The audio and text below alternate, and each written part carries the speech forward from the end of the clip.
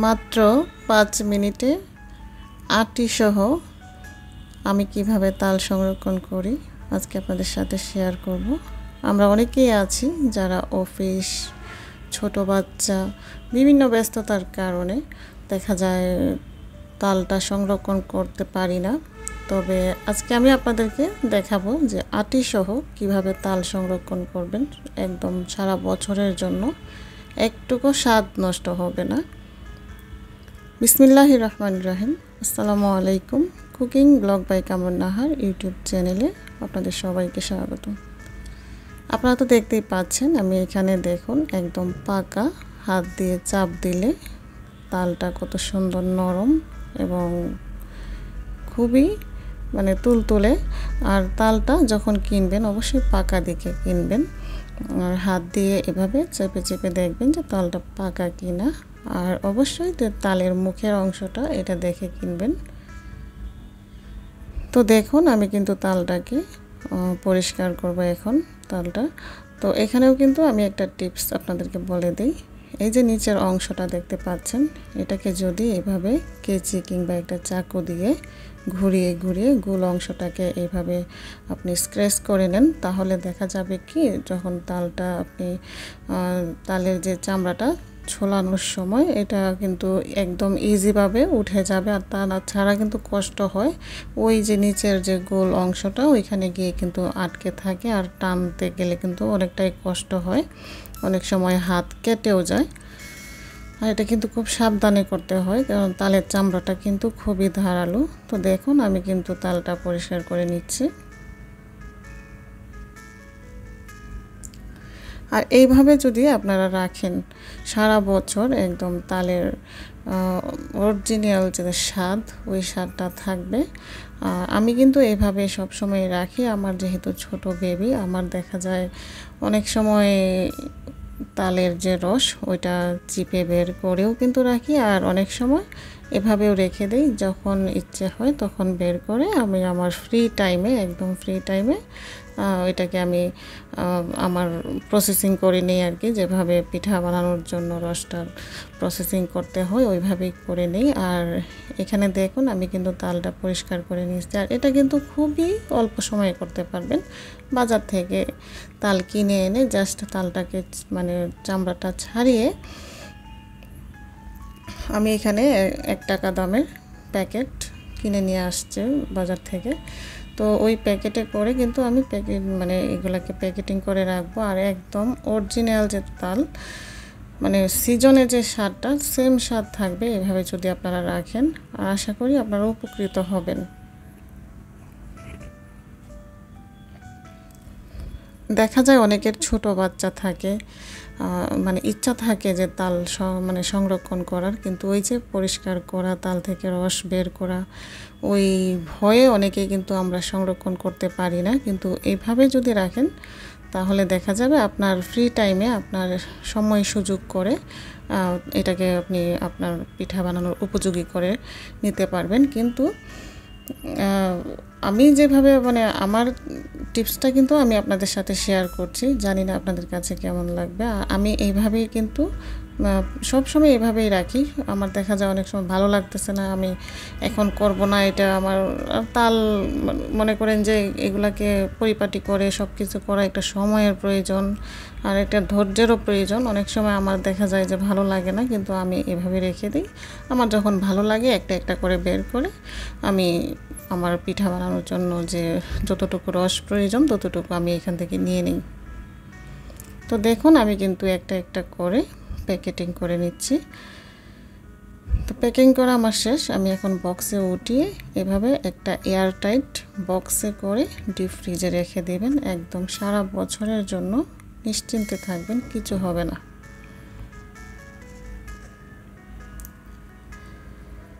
তো আমার কিন্তু তাল আটি সহজে তাল সংরক্ষণ এটা করা শেষ।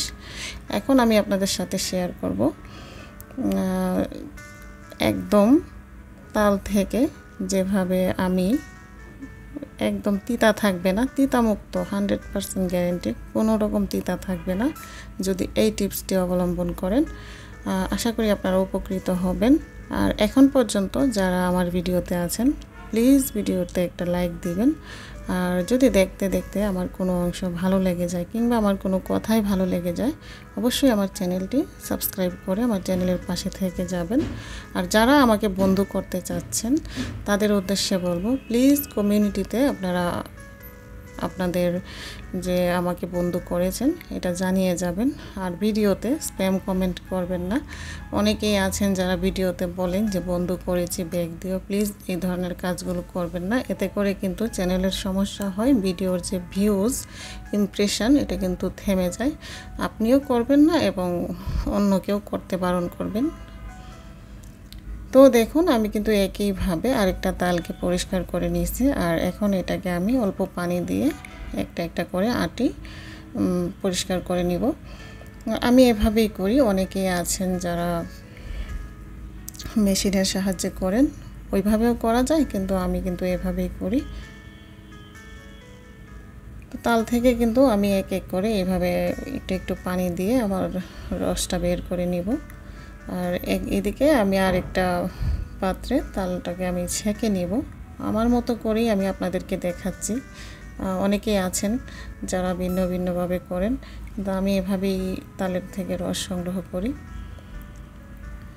তো দেখুন আমি একটা চালনির সাহায্যে একদিকে মানে তালের রসটা বের করে করে চালনির মধ্যে ঢেলে রাখছি। অটোমেটিক কিন্তু নিচে পড়ে যাচ্ছে, মাঝে মধ্যে একটু একটু নেড়ে চেড়ে দিতেই হচ্ছে। তো এইভাবে কিন্তু আমি পুরো তালের যে 3টা আটি, পুরো তালটাকেই কিন্তু আমি এভাবে রস বের করে নিব। তো দেখুন আমার কিন্তু মোটামুটি তালের আটি থেকে রসটা আমি নিয়ে নিচ্ছি যতটুকু, মানে একবার প্রথমবার নিয়েছি, পরে আবার আরেকটু পানি দিয়ে। এভাবে না নিলে কিন্তু ভালোভাবে রসটা বের হয় না, আটিতে লেগে থাকে।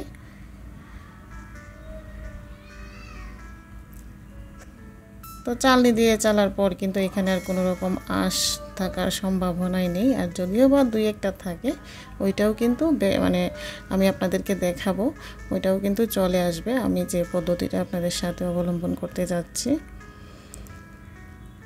তো প্লিজ সবার কাছে অনুরোধ রইল, ভিডিওতে একটি লাইক দিয়ে সম্পূর্ণ ভিডিওটি কন্টিনিউ করুন। আশা করি আপনাদের উপকারে আসবে।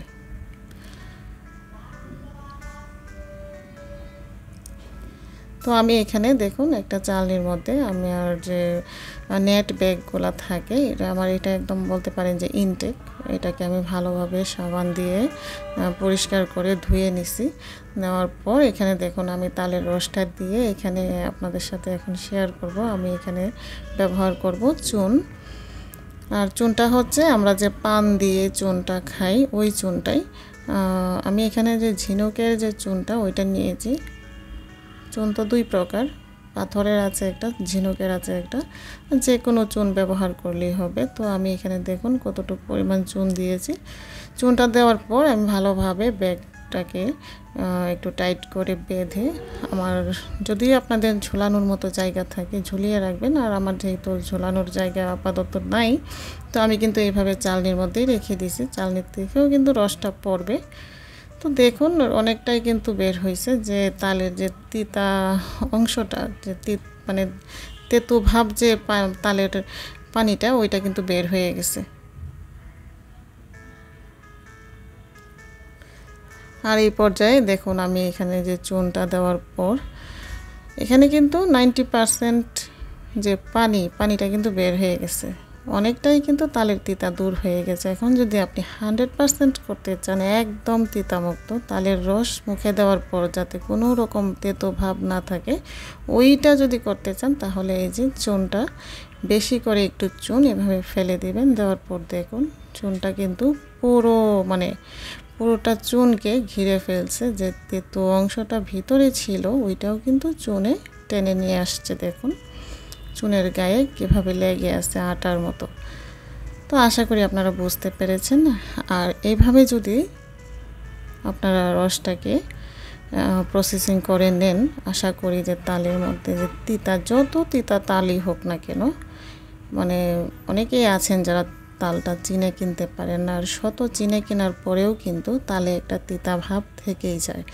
তো এইভাবে কিন্তু পারবেন তাল থেকে একদম 100% তিতা দূর করতে। আর এই পর্যায়ে দেখুন আমি কিন্তু ব্যাগটার একটা পাশ কেটে এক এক করে বক্সে নিয়ে নিচ্ছি। এগুলো হচ্ছে আইসক্রিমের খালি বক্সগুলো থাকে ওইগুলোই। আর এইভাবেই কিন্তু আমরা পারি সবাই বাসায় তাল সংরক্ষণ করতে। আর আশা করি আপনাদের উপকারে আসবে আজকের ভিডিওটি। আর যদি ভালো লেগে থাকে অবশ্যই চ্যানেলটি সাবস্ক্রাইব করে আমার পাশে থেকে যাবেন। আর যে কথাটা বলতে চাচ্ছি, আটি সহ এভাবে তাল সংরক্ষণ করবেন, কারণ ছোট বাচ্চার মায়েদের জন্য কিন্তু এই কাজটা একটা মানে অনেক বড় কাজ, তাল থেকে রস বের করা, সংরক্ষণ করা। তো তাদের জন্য আশা করি আজকের ভিডিওটি উপকৃত হবেন তারা। তো আজকের মতো এই পর্যন্তই। সবাই ভালো থাকবেন, সুস্থ থাকবেন, আমার জন্য দোয়া করবেন যেন পরবর্তী আরেকটি ভিডিও নিয়ে আপনাদের মাঝে হাজির হতে পারি ইনশাআল্লাহ। আসসালামু আলাইকুম, আল্লাহ হাফিজ।